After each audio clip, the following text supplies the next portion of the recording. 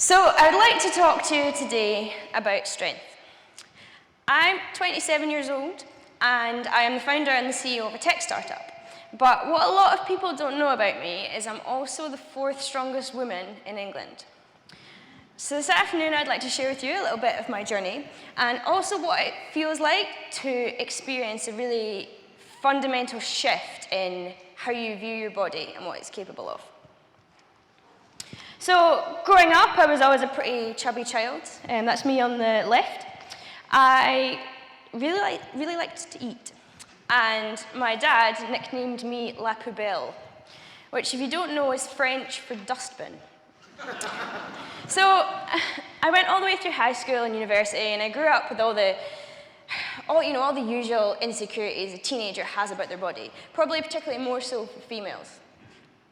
And throughout this time, I went on various diets, and I would try and exercise, and sometimes I gained weight, sometimes I lost weight, but nothing really stuck.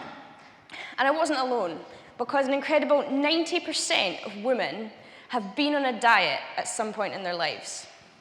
And if that's not depressing enough, the average woman spends a cumulative total of 17 years of their life on a diet. And I was well on my way to becoming one of them.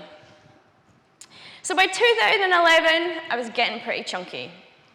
I was 23, and I decided I didn't want to live out the rest of my 20s in this body that I didn't like. And I didn't want to go on holiday and feel self-conscious. I didn't want to worry about fancy dress parties. I just wanted to feel a bit better about myself. So I decided I wanted to lose some weight. So I went for the old eat less, move more, and it worked quite well.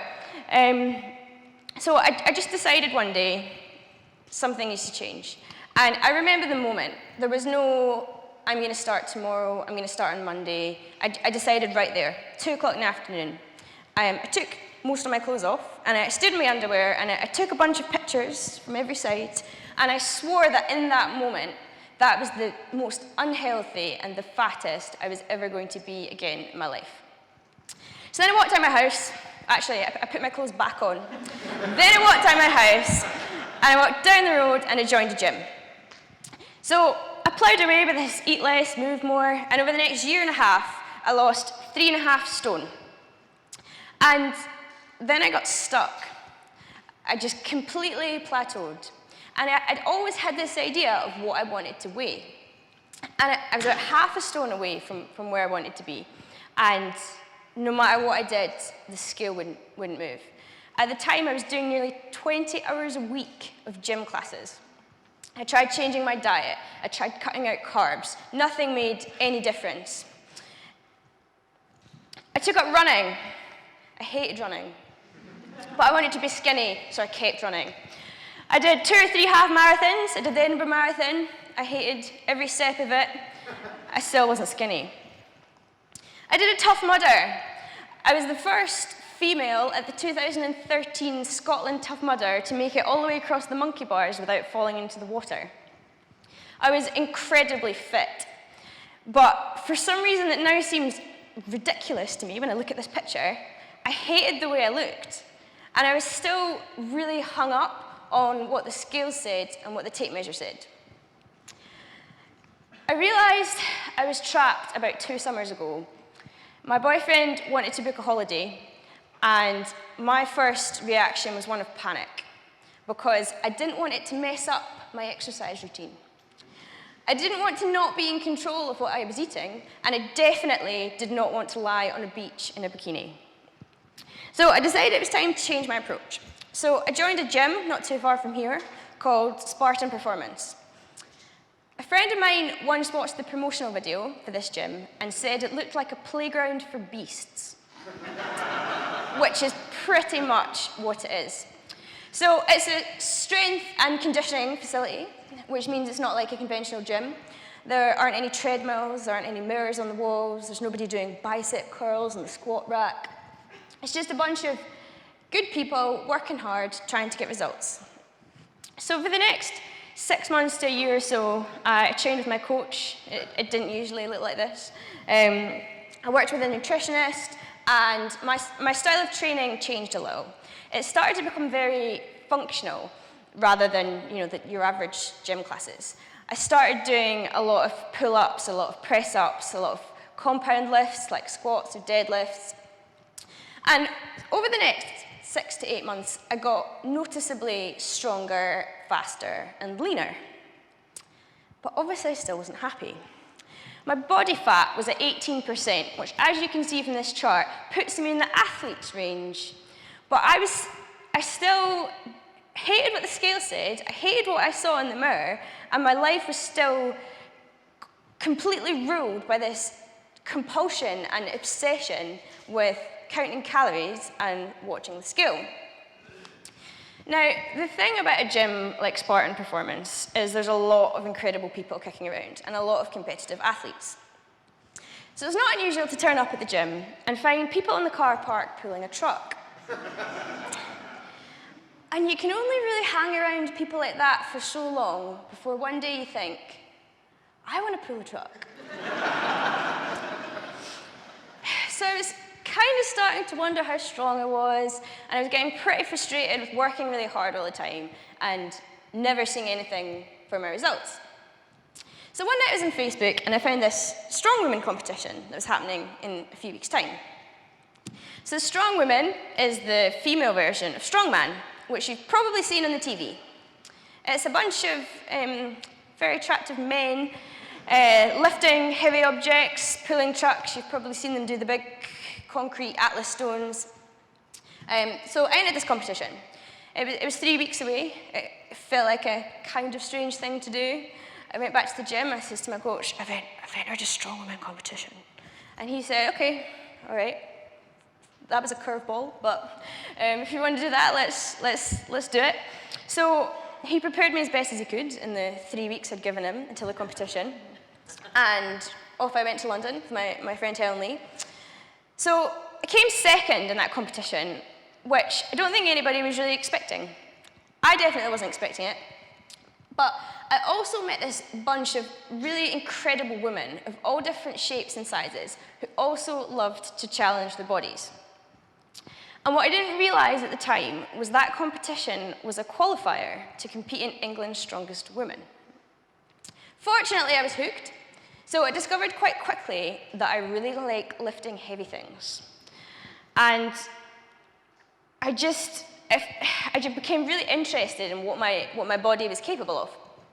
I joined a local Olympic weightlifting club and started to learn some of the more technical sides of the lifts, and quite quickly became less interested in what number was on the scales and more interested in what number of kilograms I could throw above my head or squat or pick up and run with. So I entered a few more competitions over the summer, and what I liked about them was it gave me something to work towards and something to focus on.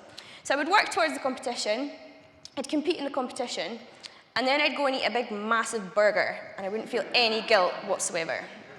So in this competition, I did 26 repetitions of a 90-kilogram deadlift in just over a minute. I know there's a lot of mathematicians in the room. Don't worry, guys, I've done the maths for you. That means my little body that I spent so long hating lifted 2.3 tons in 75 seconds. Now, that number is way cooler than any number I could ever see on a scale or any number of calories I would ever find in a burger. I then went on holiday. I wore a bikini. I didn't care. I ate lots of pizza. I drank lots of wine. I went to the gym because I enjoyed it, not because I'd eaten a slice of cake the night before and felt like I needed to run it off on the treadmill. I came home. I competed in England's Strongest Women, where I became the 4th strongest woman in the country, but more importantly, I got to pull a truck. I then kicked things up a level, and in December, in a very cool gym, I competed in the England qualifier for the World Championships. Now, to be honest, I kind of felt like a bit of a traitor when I went to this competition, because I'd been competing for only a few months. There's a lot of people there who didn't know who I was. I thought, oh God, what am I doing? But I qualified. It was probably a combination of good luck and good circumstances that meant I qualified on the day, but I qualified nonetheless.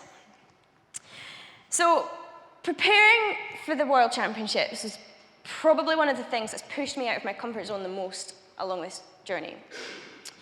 In strength sports, you compete in body weight categories, and in strong women, the lightest female weight category is 63 kilograms, which is about just over 10 stone. So at the time, I was about 55 kilograms, which is about 8.5 stone. And my coach and my nutritionist obviously wanted me to be as competitive as I could in my weight class. So it was decided that I would gain 8 kilograms. So as someone who'd spent so long obsessively trying to lose weight, I wasn't really thrilled with the idea, but I was told to trust the process, and when I saw how much food I got to eat, I quite quickly got on board with that. So I gained 8 kilograms, and sure enough, I got a lot stronger, and that was that. So in March this year, I went to the World Championships in Ohio in the USA, and I competed with some of the strongest men and women in the world. I didn't do very well, unsurprisingly. I didn't really expect to do very well. I think I placed about 10th overall. But the experience was probably one of the most terrifying and amazing things I've ever done. And it was really inspiring seeing all those other girls in my weight category and what they could lift and what my body is probably capable of with a bit more work. So this is what I tend to consider my before and after picture. I went from being a sort of unhealthy, overweight person to being quite a slim person, but one that was obsessed with calories and going to the gym, to finally becoming someone with a really strong and healthy body and attitude. And I can't even begin to tell you the impact that's had on my life. So I really love being strong. And every day, my body continues to amaze me with what it's capable of. And it's so empowering to care about progress in a way where I see the numbers going up rather than worrying about the numbers coming down all the time. And the funny thing is, I look back at pictures of myself from a year or two ago, and I don't know what on earth I was so worried about.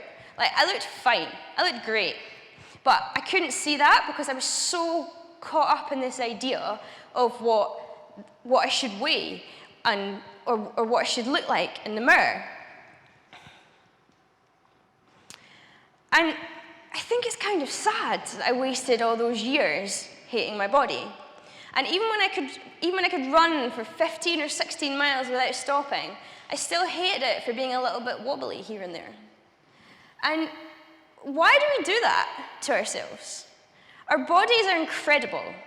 If you think about it, when we cut ourselves, they heal us. When we break our bones, they mend them.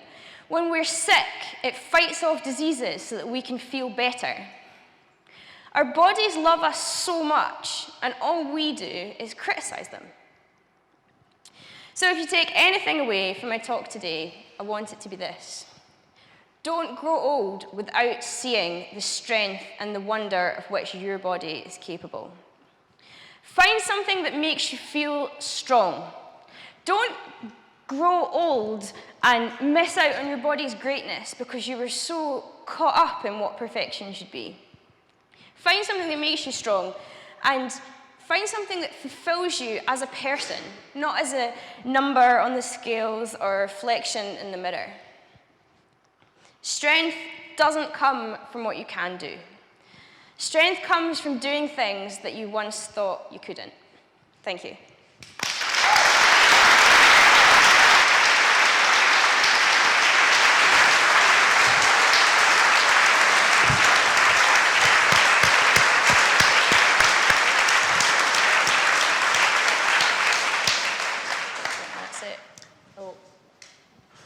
So first off, thank you. Just one really quick question, because we're short on time, is... Are you going to ask me to pick you up? No. This is being filmed, so yeah. Do it. So it sounds like, I mean, we talked a little bit about this before, about in other times where you walk past a group of people and maybe you hear some kind of catty comment kind of thing, and typically, I guess, most people would be slayed by that if they thought the comments were critical. I guess, is one difference that, I guess, to some extent, your judgment now is not driven by those around you, but perhaps your own perception of yourself? Is that one thing that's changed for you? I think so. It sounds a bit cheesy, but I think it was about just making peace with myself. I mean, a guy said to me recently, "Oh, you know, you look like you're quite strong. Like, you look quite muscly." I says, "Oh, thanks." He said, "You know, you'd probably got quite a lot of muscle under there. You'd probably look quite good if you lost some fat." I thought, "Oh, thank you." And a couple of years ago, I would have been straight down to the gym to do another hour on the treadmill. Yeah. Whereas now I'm just like, oh, I could throw you out the window. Joanna, thank you so much. Cheers.